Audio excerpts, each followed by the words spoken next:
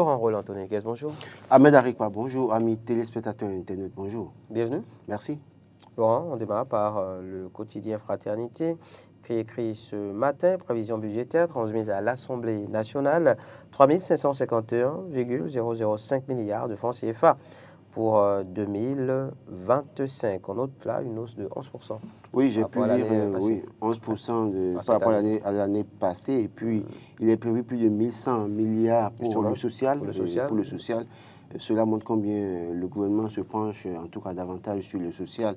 Et montre aussi que la dernière année, en tout cas du mandat de Patrice Talon, sera beaucoup plus marquée par le hautement véritablement social. Oui, comme par hasard. Comme par hasard. Même s'il n'y a pas de hasard politique. on est d'accord. De toute façon, 1100 milliards pour le hautement très social des hommes. Le très hautement social. Ouais, voilà. Et donc, on constate que les grands travaux qui sont en cours, il y a une grande partie de ce budget qui ira à ce niveau-là, bien évidemment, pour permettre à ce que les chantiers soient terminés.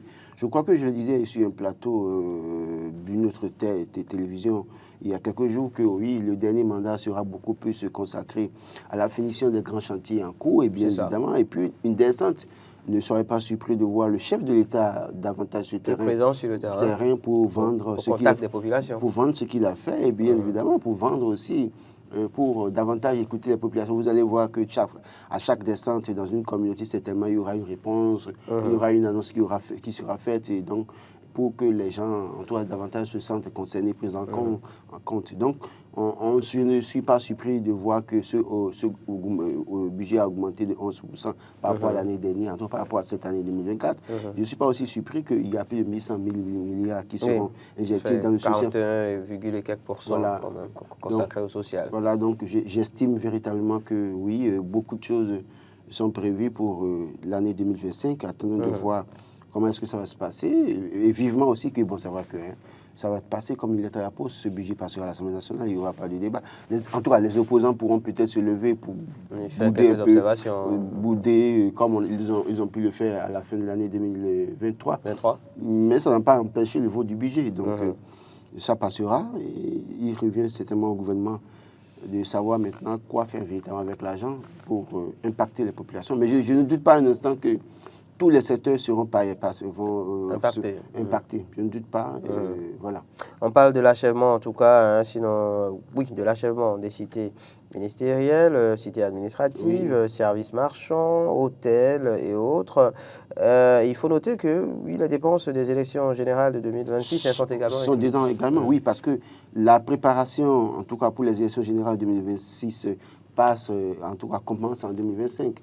C'est déjà en 2025 qu'il faut déjà commencer par donner les moyens au Conseil électoral, à la Sénat. C'est en 2025 qu'il faut déjà commencer par donner les moyens aux différentes institutions qui se chargent des élections. Voilà, et c'est déjà à partir de 2025 qu'il faut déjà évaluer ce dont nous disposons pour les élections et qu'est-ce qu'il faut à compléter. Donc autant de choses. Et c'est déjà en 2025 qu'il faut former certainement les vrais agents qui seront recrutés, tout ça. Donc tout ça rentre en compte. Alors, et puis après ça, vous avez parlé bien évidemment des cités administratives, des infrastructures. Je crois qu'il y a beaucoup de chantiers qui ne sont pas totalement achevés aujourd'hui. Quand je prends la cité administrative, je crois qu'elle est en cours de finition. Quand je prends les logements sociaux aujourd'hui, j'ai pu voir à Porte-Nouveau hier tout ce qui se fait, même jusqu'à aller à Djara, tout ce qui se fait par le gouvernement, les chantiers en cours. Donc tout ça, c'est de demande de l'argent pour la finition. Vous venez à Boéka, les logements sociaux de l'autre côté, vous allez peut-être à Alada, il y a la cité administrative, pardon, je crois que c'est elle, cette cité administrative. En tout cas, oui, cité administrative à Alada, le long de la mairie, de l'hôtel de ville, entre l'hôtel de ville et la préfecture. Donc il y a dans plusieurs communes, il y a les musées qui sont en construction, il y a la place de l'ouverture. Autant de choses qui sont en chantier qu'il faut que Patrice Talon ne laissera pas inachevé avant de partir parce que son régime a été celui qui a beaucoup plus dénoncé les éléphants blancs, même si l'autre est venu dire que c'est sous Patrice Talon qu'il y a eu plus d'éléphants blancs que sous Goniaï. Encore que là, c'est une bêtise. Bon, je le dis, j'assume, c'est moi qui le dis. Donc, pour dire que oui, il y a des choses qui ont été faites qu'il faut apprécier, il y a des choses qui sont encore en cours d'achèvement et que Patrice Talon travaillera à achever avant de partir. Il va travailler véritablement pour ça avant de partir. J'estime véritablement que oui, ce budget va assez conséquent de toute façon pour le faire. Sur la question justement hein, de la prise en compte des dépenses rattachées aux élections générales de 2026 dans ce budget 2025, Dynamisme Info écrit « Inscription au budget 2025 des dépenses liées aux élections générales 2026 rassurerait davantage avec la relecture du code électoral ». Non, mais Dynamisme Info, on fait du Dynamisme Info. Oui, mais ça, c'est clair. Non, non, il faut caractériellement définir les choses. Donc, Dynamisme Info est dans son rôle que de le dire comme de cette manière. Je pense que, bon, écoutez, il ne faut pas attendre 2026. Je l'ai dit, il y a beaucoup de choses qui seront faites en 2025. 2026, le temps peut aller très vite. Il faut former. J'estime qu'aujourd'hui, par exemple, par rapport aux citoyens qui n'ont pas peut-être le carte RAVIP, il faut peut-être penser à la possibilité de distribuer gratuitement les RAVIP dans les localités. Bon, c'est vrai que ça n'arrangerait pas pour autant trop le gouvernement, ceux qui veulent conserver le pouvoir, parce que beaucoup ne s'intéressent plus en tout cas, au fait d'aller voter, donc ne trouvent pas l'utilité d'aller chercher les cartes RAVIP qui leur permettraient d'aller voter. Donc peut-être distribuer ces cartes gratuitement aussi pourrait être fatal pour eux, donc c'est possible. Alors, donc j'estime que à ce niveau, il y a des choses qu'on peut faire quand même. Hein. J'estime véritablement qu'on peut commencer par former les gens. Il faut être prêt. Parce que si on attend 2026, on va commencer par courir dans tous les sens pour dire telle chose n'est pas prête, telle chose n'est pas prête. C'est vrai que oui, 2026, on pourrait mettre ça dans le budget 2026, mais pour autant, il y a des choses qu'on doit déjà préparer en 2025. C'est très important. En tout cas, Dynamisme Info, comme je le disais, donc, qui fait du dynamisme info. Oui, parce qu'ils sont dynamiques. Estimant que oui, alors c'est rassurant dans une certaine mesure qu'on inscrive oui, c'est pourquoi je le dis, oui. les dépenses rattachées aux élections législatives de 2026, au budget donc de 2025, mais après, pour rassurer davantage, il y a d'autres dispositions à prendre. Oui, non, au-delà de tout, la relecture du code électoral qui semble être une préoccupation majeure pour ce quotidien. Oui, écoutez, ne rêvons pas. Ne rêvons pas. J'ai suivi encore une vidéo du chef de l'État. Je m'amuse à suivre davantage les vidéos, tout ce que le chef de l'État a l'habitude de dire, hein, tout ce que les acteurs politiques, chacun de dit. Et c'est en fait pour ça que je n'ai pas de gêne à leur dire ce que je pense à un moment donné. Le chef de l'État, quand il avait rencontré les acteurs de l'opposition, il leur disait qu'il devait se donner tous les moyens pour aller aux élections. Et que lui serait beaucoup peiné de ne pas avoir d'opposition. Et donc, il ferait toutes les prières pour que les gens aillent aux élections. Je suis formel sur un fait. Écoutez, il y a une stratégie qui est mise en place. Qu'est-ce que vous faites pour continuer la stratégie? Il ne suffit pas après de faire des discours, des conférences de presse. J'estime véritablement qu'en au-delà de tout, quand votre adversaire utilise une arme, il y a toujours une possibilité de le contourner et de venir à bout de lui. C'est vrai qu'on dira que l'adversaire en face est un adversaire politique redoutable. Mais pour autant, j'estime véritablement que le code-là, Dieu seul sait si les gens là seront prêts à réviser ce code. Mais s'ils ne révisent pas ce code-là, qu'est-ce que l'opposition fait pour contourner ça? Il ne suffit pas de dire tout le temps, Moi, je suis d'accord qu'il faut réviser le code parce que sur certaines des discussions, et que j'assume très bien, je pense qu'il y a des discussions qui sont chrysogènes. Mais au-delà de tout, quand les gens ne vont pas changer, relire ce code-là, ne vont pas retoucher ce code-là, qu'est-ce que vous avez prévu? C'est ça. Donc, je pense que c'est en cela que l'opposition béninoise et certains acteurs doivent être assez proactifs, réfléchir pour dire, au cas où ce n'est pas modifié, qu'est-ce qu'on fait? Parce que quand on regarde le gouvernement fixer déjà le budget pour les élections, cela montre qu'en fait, ils ne veulent pas reculer.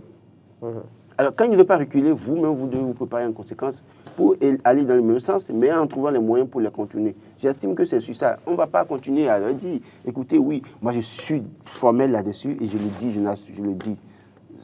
Je l'assume, ce code est un code chrysogène à bien des égards.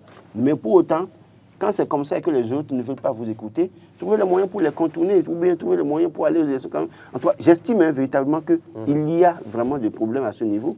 Donc, je comprends bien Dynamisme Info pour dire, en réalité, comment tout le monde appelle à relire un code électoral. On n'en parle pas et puis on fixe déjà... Dynamisme Info et vous qui restez dans la même dynamique, finalement. Oui, donc non, oui. Donc, non je veux bien les comprendre. Dans la même dynamique. Non, on n'est pas dans la même dynamique. Non, moi j'estime que véritablement c'est aux opposants de prendre... Ok, c'est aux opposants de travailler justement... Oui, parce que les autres montrent pas tous les jours. Tous les jours. Ils ne sont pas dans de bonnes dispositions pour les autres montrent clairement qu'ils ne sont pas prêts pour la relecture du code. Et donc, il ne faut pas continuer à rêver sur ça. Il vaut mieux changer de stratégie également pour faire face à la situation. C'est ça. En parlant de changement, justement, changement hein, de la situation des dialysés au Bénin, situation des dialysés au Bénin, écrit Soleil Levant. Le gouvernement de la rupture exonère les droits de douane. Le fardeau financier des personnes dialysées, désormais allégé. Un rêve fort des Béninois, enfin, réalité. Oui, j'ai pu voir comment est-ce que certains journaux ont pris ça, ont présenté ça comme le cadeau de l'année. Oui, c'est un gros effort. L'exonération des droits et taxes de douane. Je suis d'accord avec Martin Libre qui écrit « Patrice a un peu mieux fait ». Le contraire nous aurait étonné. Je suis content de voir une autre fraternité avec un acteur qui dit que ce n'est qu'un pas. Ce n'est qu'un pas, oui, ça c'est le président. Alors, je vous présente la situation. Je vous présente la situation des dialysés au Bénin. Les dialysés doivent payer au bas mot autour de 70 000 francs par dialyse, en tout cas par séance. Autrefois, avant 2016, c'était pris en charge par l'État pour soulager ces personnes parce que c'est un mal qui ronge au quotidien. Le gouvernement est arrivé à estimer qu'il y avait eu mal dans une mauvaise gestion des fonds à ce niveau et a suspendu. Et depuis que ça a été suspendu jusqu'à aujourd'hui, on n'a pas fait un bilan pour dire, bon maintenant, voilà, on met des garde-fous pour sécuriser ce fonds-là, pour que les gens soient véritablement pris en charge. On a supprimé ça depuis, les gens souffrent, les gens en meurent d'ailleurs. Et le gouvernement maintenant, avec les cris, en tout cas toutes les dénonciations que nous aussi nous avons faites ici sur ce plateau, avec les réactions des députés de l'opposition également, le gouvernement trouve la formule d'exonérer l'importation des intrants entrant dans le compte de la dialyse des taxes de douane. Ce n'est pas mauvais en soi. Mais j'estime véritablement que c'est un peu comme si on a envoyé un bonbon aux petits-enfants pour qu'ils aillent s'amuser, se calmer d'abord. On pouvait régler la solution autrement. Si tant est que c'est l'importation des intrants qui coûtent cher et qu'il y a des taxes de douane qui sont prélevées, pourquoi ne pas laisser les acteurs continuer à importer, prendre les taxes et reverser les taxes maintenant comme subvention pour assurer la gratuité de la dialyse? Est-ce que vous pensez que cela suffira? Ça suffira. À prendre en charge toutes les personnes. Même si ça ne prend pas en charge, l'État a l'obligation de mettre la main à la poche pour la santé des concitoyens. Il faut croire que c'est à ce niveau que le gouvernement n'est pas encore prêt. Oui, laissez-moi finir pour vous dire quoi. Je serai tranquille dans mon coin et très content, fier du gouvernement, s'il n'y a pas de nouveaux importateurs qui vont profiter de cette mesure. C'est mon problème. Parce qu'il y a 2 ans, il y a 2 ans, on a eu dans ce pays, ou 3 ans, si je vais peut-être fouiller encore, une situation où on a exonéré l'importation de camions dans ce pays. Qui sont ceux qui avaient acheté les camions à l'époque? Posons les vraies questions. Qui sont ceux qui avaient acheté les nouveaux camions à l'époque? Et quand l'achat a été bien fait, on a suspendu la mesure. Alors, est-ce que dans ce cas précis, c'est les acteurs qui étaient dans le secteur qui auront la chance de bénéficier de cette exonération? Ou bien il y a de nouveaux importateurs qui entrent en jeu, qui seront les favorisés et qui vont profiter de la mesure? Je me pose des questions. J'estime que si ce n'est que ça, et que pour aider les populations, les malades, pardon, j'estime véritablement que la meilleure option, c'est de maintenir les taxes qu'on prend, de laisser les gens qui importent, de prélever ces taxes et d'aller verser là-bas pour la prise en charge des dialysés. J'estime que si on veut faire vraiment du social et qu'on veut être cohérent, en tout cas si nous devons être cohérents dans tout ce qui se fait. Parce que ne soyez pas surpris que demain, les importateurs d'intrants commencent pas à se plaindre de ce que, oui, ils n'ont pas la possibilité, que bon... Autant de choses, on connaît un peu comment les gens dénoncent les choses depuis 90, comment ça se passe. Parfois, chaque gouvernement veut faire ses heureux ou ses milliardaires ou ses millionnaires, et on sait comment ça se passe. J'estime véritablement que le gouvernement m'aiderait, moi, en procédant autrement. Ou alors, qu'on soit sûr que c'est les importateurs d'intrants. Parce qu'on n'a pas dit que, à aucun moment, on m'a dit que l'importation d'intrants entrant dans le compte des dialysés, il y a rupture de stock, ou bien que les entreprises qui ont un poste sont défaillantes. On n'a pas dit ça. Mais non, c'est juste une exonération. Ça Oui, non, en réalité, s'il y avait défaillance à ce niveau, il y avait, comment vous appelez, manque d'intrants, j'ai utilisé le terme tout à l'heure, si c'est ça, je serais d'accord que de nouvelles personnes entrent dans le jeu. Oui, mais de toute façon, on ne peut pas non plus empêcher de nouveaux acteurs d'entrer dans le secteur. Oui, mais écoutez, je ne pense pas qu'on puisse écoutez, ce que je dis, c'est quand même clair. Ben oui, on a compris. Oui, donc, mais après, vous convenez qu'on ne peut pas non plus empêcher de nouveaux acteurs de venir sur le marché, de chercher à profiter de cette opportunité. Je suis parfaitement d'accord avec vous. Ben voilà. Mais je crois qu'à ce niveau, nous devons faire très attention pour que cette mesure qu'on a prise, que ça soit vraiment profitable aux acteurs qui étaient déjà dans le secteur. Notamment aux dialysés qui devraient en bénéficier. Voilà. Alors, on suppose que par effet maintenant, l'un dans l'autre, les gens continueront à payer. Bien sûr, mais on suppose que par effet d'entraînement, s'il y a exonération donc, des droits et des taxes de douane sur ces intrants, l'achat donc pour les personnes, au niveau des personnes dialysées sera aussi, le prix sera aussi revu à la baisse. Le prix sera revu à la baisse, sera fixé à combien? On attendra de voir. À ce niveau aussi, le gouvernement est resté mieux. Parce que là aussi, si on dit que bon, ça va être baissé de 50%, on comprendra mieux. Donc, moi, je pense sincèrement que... Vous pensez bien que réduire de 50%, c'est exagéré? Les gens, le gouvernement quand même avait assuré la gratuité quand même. Donc ça veut dire que ce n'est pas impossible. Je dis toujours une chose. D'ailleurs, il y a ce quotidien qui se pose cette question.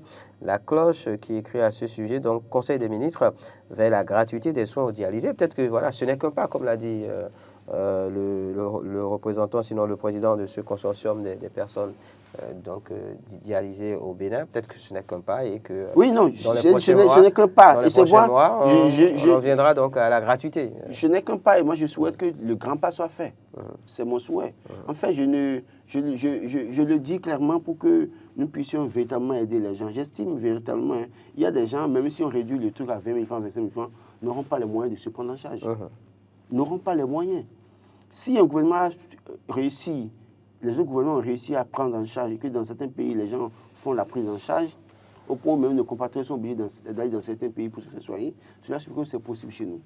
Et j'ai mal parfois que quand il s'agit de certaines couches, on estime qu'on n'a pas véritablement les moyens. Non. Parce que quand il y a certains sujets, certains problèmes dans la nation, dans la société, après on dit qu'on n'a pas suffisamment de moyens, on n'a pas d'argent, il n'y a pas d'argent, les ressources sont limitées. Et pourtant, on éjecte des milliards dans d'autres secteurs. Mais les secteurs dans lesquels on éjecte les milliards, c'est pour qui? C'est pour les Béninois. Et si les Béninois qui doivent peut-être jouir de ça, devraient souffrir d'insuffisance rénale et mourir parce que nous n'ayons pas le moyen de se faire soigner, à quoi bon le faire véritablement? Donc je pense que le capital humain, on parle d'infrastructures de qualité. Donc en réalité, je pense qu'on doit mettre l'homme au cœur de tout ce qu'on fait. Oui, tout ce qui est fait, on les voit, c'est les hommes qui circulent, c'est vrai, l'homme est au cœur. Mais au fond, à quel prix on fait ces voies? Quand on fait des infrastructures, à quel prix on le fait? Et qu'est-ce que ça apporte aux Béninois? En fait, qu'est-ce que le Béninois en tout cas, gagne véritablement. C'est vrai, on dira que ça facilite la mobilité, des infrastructures de qualité, tout ça, ok. Mais si le Béninois n'est pas bien portant, n'est pas pris en charge du point de vue sanitaire, je crois qu'il y a encore un gros effort à se faire. Gilbert Zinsou Ouanou, donc coordonnateur des OSC pour le plaidoyer de la prise en charge totale des dialysés du Bénin, estime que ce n'est qu'un pas. Donc on attendra de voir les autres pas. Justement être fait par le gouvernement pour, pourquoi pas, en arriver à une gratuité de la dialyse en République du Bénin, ou pour revenir à une situation de gratuité, parce que c'était le cas il y a donc quelques années. Laurent Roland Toniniquès, en parlant justement de la ressource humaine, allons à la une du quotidien Le Meilleur. La une va s'afficher justement. Et Le Meilleur donne à savoir ce matin que nous avons 29 563 détenus, dont 28 566 hommes, 607 femmes, et 390 mineurs dans nos prisons. Et le plus préoccupant, c'est qu'on a un taux d'occupation de 298,85%, Laurent Roland Toniniquès. Oui, ce sont les chiffres de l'agence pénitentiaire du Bénin. Oui. C'est assez triste ce qui se passe aujourd'hui, parce que quand vous regardez, vous allez dans nos prisons, malheureusement, pour aller voir des gens et que vous cherchez à vous informer un peu, vous voyez un ensemble, en tout cas, des personnes qui devaient... Un amas d'individus. Vous allez voir que vous vous rendrez compte qu'il y a des gens qui ne doivent même plus continuer à être en prison. Mais malheureusement, qui sont maintenus. Moi, il y a beaucoup de cas que je connais, beaucoup de personnes sont rapprochées de moi pour m'en parler, mais moi, je leur dis, écoutez, c'est la justice, et puis moi, je ne peux pas prendre fait et cause en tout cas, ou bien aller parler de certains sujets, malheureusement, sur un plateau, mais je pourrais au moins dire ce que je sais. Je sais qu'aujourd'hui, les prisons sont surpeuplées, malheureusement. Et pour un poulet, on met quelqu'un en prison pour 1 an, 2 ans, et on l'oublie là. Pour peut-être... un mètre de câble, on met en prison la personne pour 2 ans, 3 ans, et on l'oublie. Pour peut-être une tentative de vol, on met des gens en prison qui font 2 ans. Moi, je connais un dossier personnellement comme ça, qui, en complicité avec un charlatan, il devait aller peut-être, le charlatan qui lui a soutenu beaucoup d'argent, et puis après le charlatan leur a dit de venir se laver sur le carrefour avec un instrument pour défoncer les portes, et le même charlatan serait passé derrière, en tout cas c'est la version que j'ai apprise, serait passé derrière parce qu'il ayant soutenu beaucoup d'argent et ayant dormi parce que les jeunes ne commençaient pas à le menacer, aller se plaindre chez certains policiers pour dire que les gars veulent faire opération. Et donc les policiers sont venus surprendre les gars, les ont arrêtés, les 3 sont allés en prison. Alors depuis, ils sont en prison depuis 2 ans.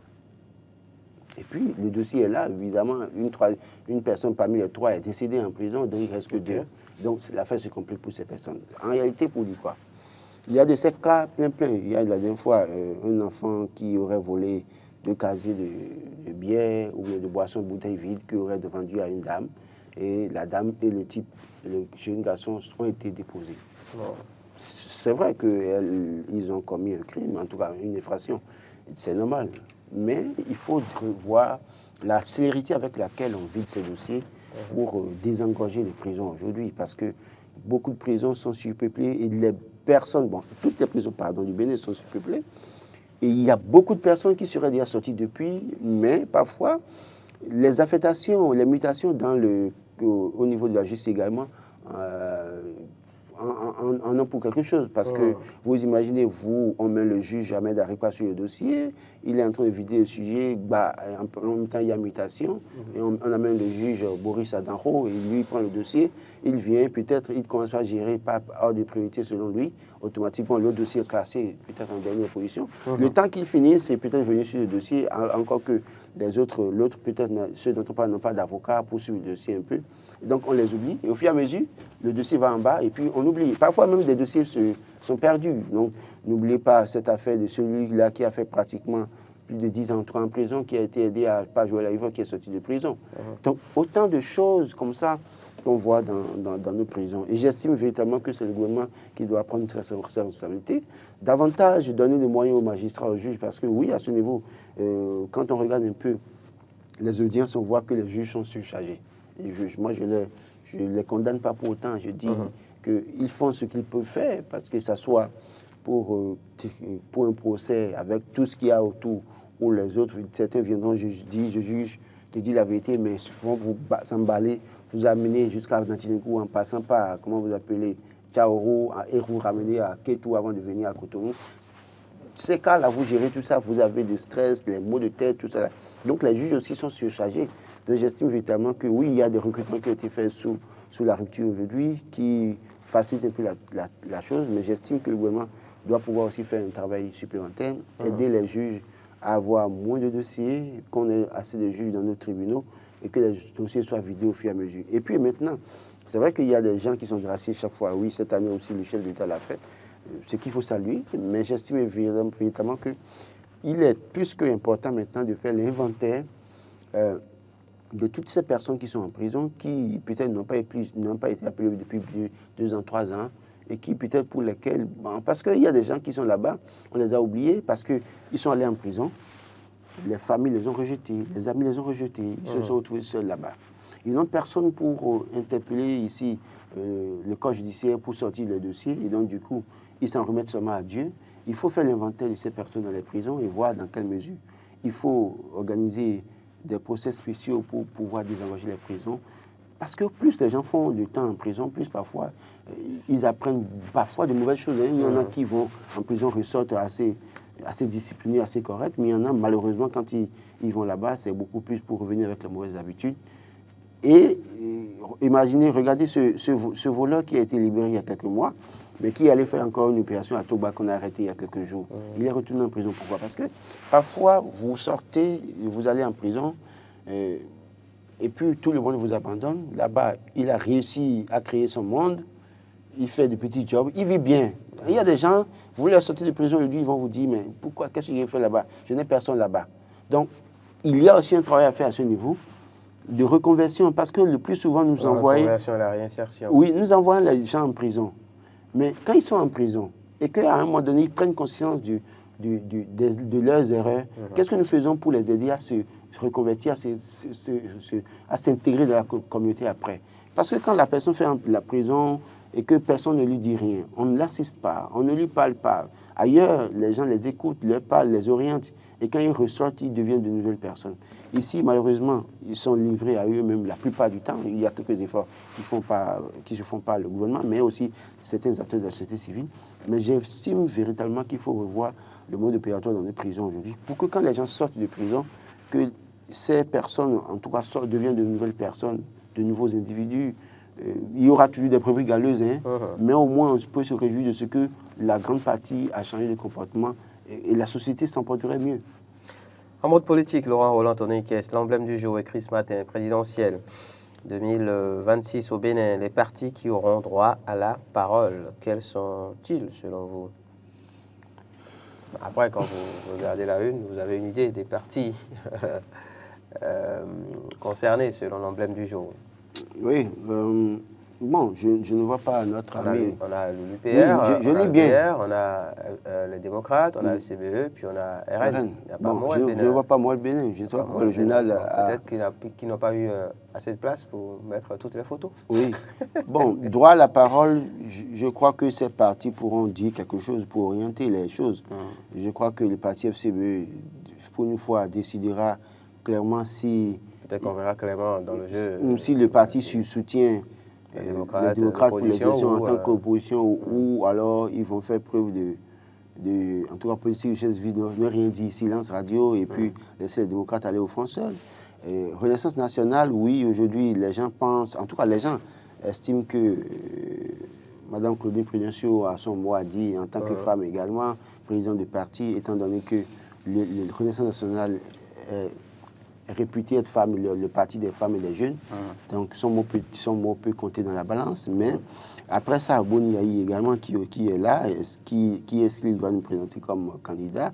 Le BR et l'Union progressiste, on attend de voir comment est-ce que ça va se faire à ce niveau. On se rappelle que dans la semaine, il y a justement un membre du bureau politique du BR qui précisait que le BR aura son duo de candidats, par exemple. Oui, tout ça, c'est écoutez. À la prochaine présidentielle.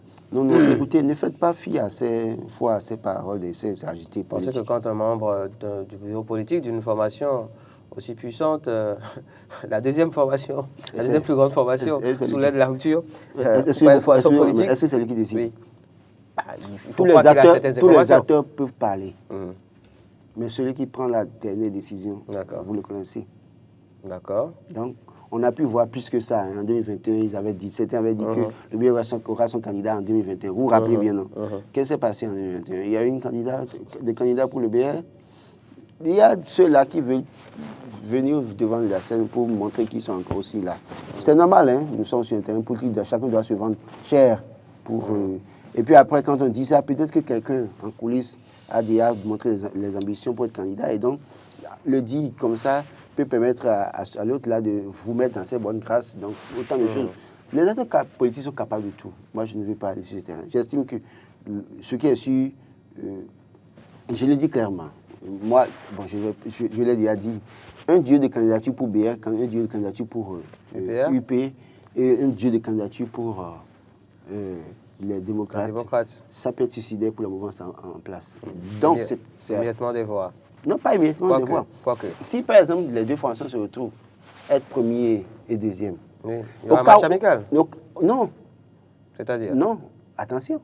Si vous étiez duo candidat titulaire du Parti Bloc républicain, et que vous avez Boris comme candidat titulaire de l'Union progressiste renouveau, et qu'il se fait que vous êtes deuxième, et que l'autre est premier là, vous ne pouvez pas être décidé à aller négocier avec les démocrates pour être président de la République. Bon, ça, c'est à voir. Mais c'est pas à voir, mon frère. C'est à voir. Non, écoutez. On a déjà eu un cas. Non, mais pareil, écoutez. Il y a quelques années, il y a plus d'une décennie. Mais attends, et un match amical s'est joué. Non, le match amical, c'est pas le même contexte. Hein. Bon, c'est vrai que c'est pas le même contexte, mais on a déjà eu ce genre de situation. À l'époque, un candidat a désisté. Oui. Ici, on ne parle pas de désistement, on parle de ce que nous sommes tous dieux de candidature. Oui. Il se fait que là, maintenant... Vous avez dit précédemment, Laurent, sur ce même plateau, aujourd'hui, il y a quelques minutes seulement, qu'il y a un maître à penser, un maître à jouer. Oui, mais ce que vous dites, c'est-à-dire... Où mettez-vous ce maître à jouer, où mettez-vous ce maître à penser dans ce contexte? Vous pensez qu'il n'existe plus là, qu'il n'existera plus à ce niveau, qu'il n'aura plus son mot à dire? Dans des cas de figure assez précis, il faut faire très attention. Pourquoi? Parce que même vous qui êtes là, même si vous êtes le discipliné de Patrice Talon, dès lors que vous avez l'occasion en or d'être président de la République... Donc le maître à penser, c'était lui. Non, mais je... Vous savez très bien que moi, je ne cache pas mes intentions. Oui, le maître à penser, c'est Patrice Talon. Et je l'ai toujours dit à plusieurs reprises sur ce plateau. Donc, si vous avez cette occasion et que les démocrates vous disent, bon, écoutez, avec la situation maintenant, nous, on te soutient pour être président de la République, là, vous pensez que vous allez rejeter cette offre-là? J'estime qu'à ce niveau, il y a que le gouvernement doit faire, le pouvoir en place doit faire très attention parce que malheureusement, dans ce cas de figure, ils peuvent se tirer une balle dans les pattes. Eux-mêmes, parce qu'en fait, à un moment donné, les gens vont se révolter. C'est là où vous allez comprendre que, ayant compris que nous sommes en plein système électoral et qu'il n'y a plus de marche arrière, ils seront prêts maintenant à affronter, malheureusement ou heureusement, parce qu'on sait très bien qu'actuellement, beaucoup ont envie d'affronter, mais n'ont pas encore les couilles solidement en place. Il reste encore un peu plus. Oui, donc voilà un peu. Mais j'estime véritablement que les démocrates aussi doivent travailler à cela, doivent travailler. Parce que si les démocrates se retrouvaient à deuxième et que c'est l'un des partis qui était premier, soyez sûr que l'autre ira rejoindre l'autre facilement. C'est ça. Ça, c'est clair. Ça. Mais dans le cas de figure, rien ne dit clairement que ça va être comme ça, quoi. On va finir maintenant peut-être par le quotidien Le Grand Jury. Je ne sais pas si vous en avez parlé hier sur ce plateau, s'opposant à un contrôle routier des forces de l'ordre dans une altercation. Bénadé Ngozuku dit Babadaro déposé tranquillement en prison après 48 heures de garde à vue. Oui, j'ai pu lire que c'est outrage à l'agent. Moi, je crois que... J'ai suivi une vidéo de notre confrère Domal. J'ai beaucoup apprécié ce qu'il a dit. Aussi fort que nous soyons, journalistes, stars, artistes, tout ça, quand un agent de police vous arrête, vous vous arrêtez. Il n'y a pas de « je suis super journaliste ». Je ne sais pas combien de fois les policiers m'ont arrêté, je me suis arrêté, je suis devenu tout discipliné. C'est ça. Oui, chef. Ah oui, mais attention, parce que c'est vite arrivé parfois. Oui, chef. Bonjour, chef. Et c'est vite arrivé parfois une bavure policière. Mais oui. C'est vite arrivé. Heureusement qu'il a été interpellé, il est déposé. Si l'agent avait tiré sur lui et qu'il en était mort, on dira bavure policière. Ah, mais attention. Parce que tous les... Moi, je ne suis pas censé vous connaître. Hein. Bien sûr. Ah non. Vous avez beau... en tout cas, vous êtes artiste connu. Même les pères en sort dans la rue maintenant, il y a des gens qui ne vont pas facilement l'identifier. Même des policiers ne vont pas l'identifier facilement. Donc, malheureusement, il serait en train de dire, je suis Alpéran le Tout-Puissant, le philosophe, le roi du zélé rénové. Malheureusement, le policier qui est en face de lui ne le connaît pas. Et lui va commencer à dire ça. Je suis conseiller communal à Dija ou je sais quoi, ou à Gbaïzou. Il serait en train de dire ça et le pire peut arriver. J'estime que chacun, quel qu'en soit notre rang social, nous devons prendre l'habitude de nous arrêter quand un policier nous arrête. C'est ça. Et quand on finit de faire ça, et que le policier exagère, nous pouvons nous plaindre. Parce qu'au moins, Dieu nous a fait grâce, nous avons eu cette possibilité de nous plaindre, de nous faire entendre à cause de notre rang social. Il ne sert à rien de tenir tête aux forces de l'ordre. Encore qu'il n'est pas, ce n'est pas une question de rang social. Tous les citoyens ont oui, non, je le dis clairement. Tous les citoyens sont égaux. Voilà. Mais au-delà de tout, vous savez, malheureusement, Ahmed Arikwa, vous avez peut-être un problème. Si ce n'est pas que vous avez mal parlé du gouvernement et que vous avez vous êtes recherché par le gouvernement et que vous avez un problème avec un citoyen ordinaire, vous allez à la police, malheureusement. Il n'y a qu'un involontairement, il y a des traitements qui se font. C'est des traitements de faveur, voilà, en fonction de votre notoriété. Oui, voilà, donc involontairement. Donc, c'est de ça que je parle. Alors, après, quand je finis de dire ça, je dis aussi, je demande à la justice je supplie la justice d'être assez clémente avec Latis, si tant est que les faits à lui reprocher sont avérés, d'être clémente avec lui et que lui-même trouve la formule de présenter des excuses à la police, à l'agent, parce qu'on a dit qu'il a failli renverser, qu'il aurait failli renverser un policier, si c'est le cas. Excusez, qu'il présente ses excuses à la police républicaine, qu'il présente ses excuses à la justice et que la justice aussi soit assez clémente avec lui. Mais je le dis, quelle qu'en soit notre position, nous devons respecter les forces de l'ordre quand on nous interpelle. Merci à vous, Laurent Tonnet Nicaise.